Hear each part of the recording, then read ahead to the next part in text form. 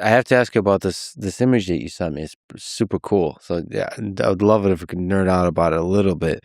The zone flow for the original World of Warcraft. There's a bunch of zones. It'd be awesome if you kind of talk through how like this world is built. Take me to that time when you're designing this before anyone else got a chance to play it.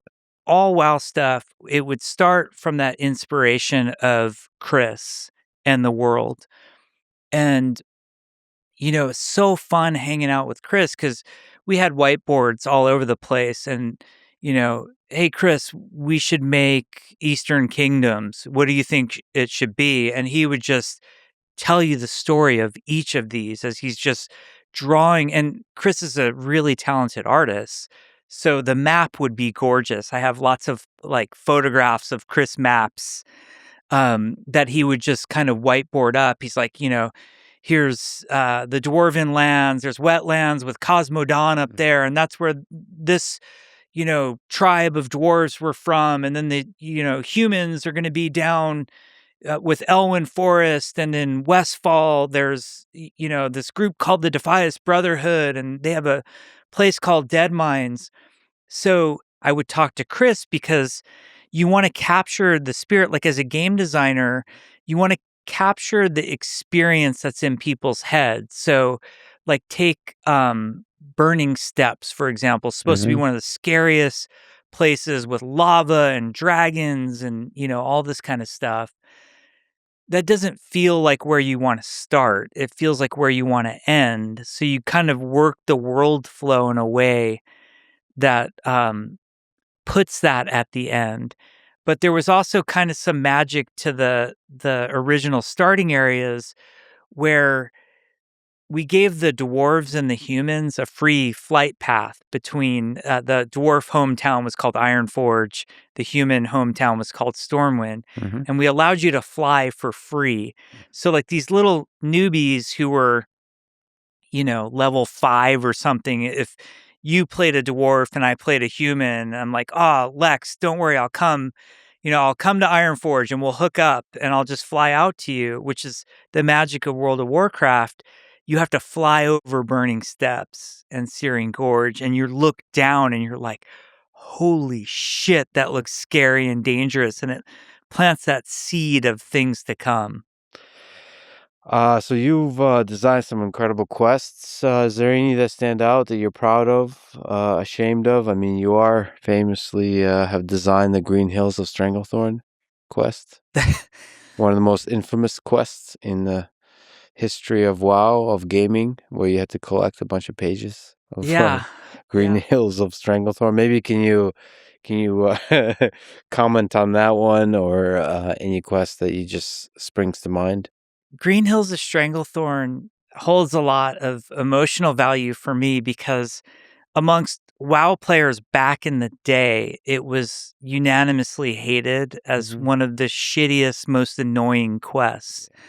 But it holds a really special place in my heart. First of all, it's one of the few times that I just like wrote a short story that's actually in the game.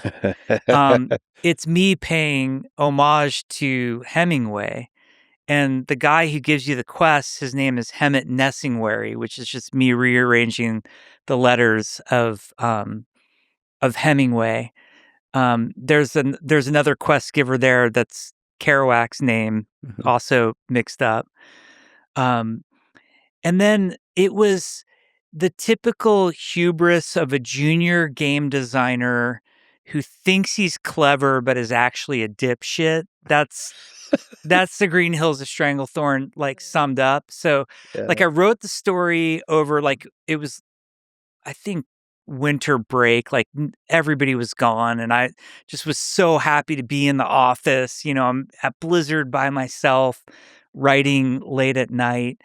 And the whole idea, and this is very much what I call ant farm designer, which is bad, which is, you're the game designer who's playing God and players are the ants in your ant farm and you want to see what they're going to do, which is not the correct way to be a good multiplayer designer. But I hadn't learned that yet. And there's a really great famous Sid Meier quote where it says there's 3 types of fun. Fun for the player, fun for the designer, and fun for the computer. And we catch ourselves. We're like, we gotta be really careful. It has to be fun for the player, not fun for us. So this Green Hills of Stranglethorn quest was like an ant farm design of, I'm gonna write this, honestly, probably pretty shitty story. I haven't read it since 2003, so God only knows if it's any good.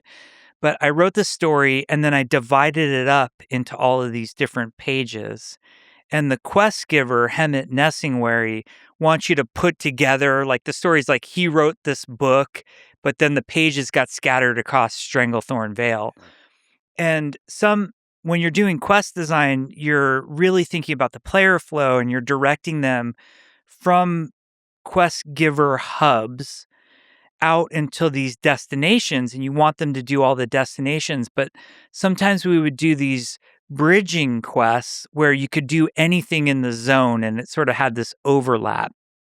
And so the pages of Green Hills of Stranglethorn could be looted off of any creature anywhere in Stranglethorn Vale. And it was kind of like that McDonald's Monopoly game where you have to have all the pieces or else you're not going to win. But where I really went south, I don't think the idea in a vacuum is horrible, but where this really fell apart was the interface of World of Warcraft wasn't set up. Like, the pages didn't stack. There wasn't a dedicated container to put all the pages in. So players had very limited bag space. And as they're fighting in Stranglethorn Vale, I'm just shitting up their inventory with all of these and they only needed so many. Like, you might get unlucky and you have like 3-page 5s that are just junk in your inventory, and I might have like 8-page 6s. And then everybody, and this was the goal, like the designer trying to puppeteer everybody.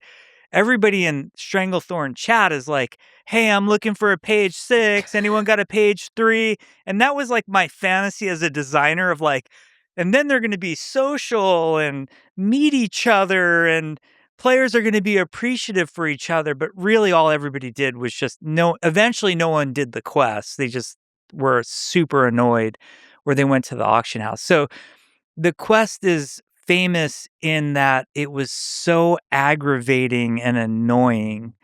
And it just became a way, it not only became a way for me to learn from my mistakes, but because I was very open with the fact that I didn't think it was good and that the quest had failed, it opened the door for us at Blizzard to be critical of our own work. Like, it's always easier if you're the first one to go out and say, hey guys, I think I made one of the shittiest quests in the game, and here's why. And then it sort of challenged people to make better versions of it.